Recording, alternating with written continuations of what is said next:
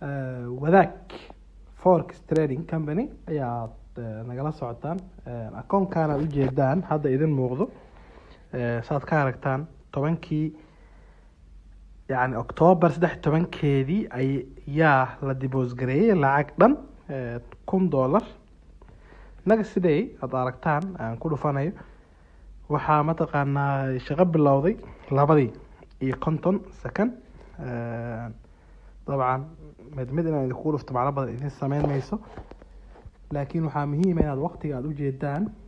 lacagta la dibosgareeyay waa $10 soo socoto si loo ganacsado aragtaan soo socda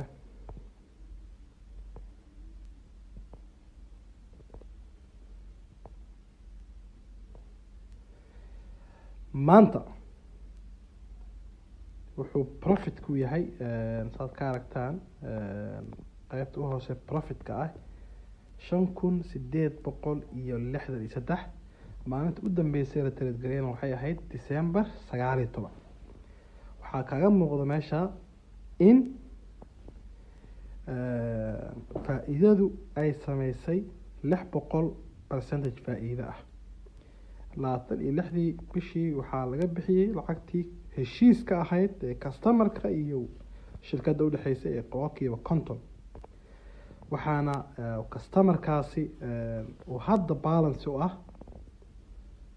$3,900 kunkiisa marka laga saarana dabcan lacag $3,000 oo dhow ayuu mataqaanaa faa'iido muddo 2 bilood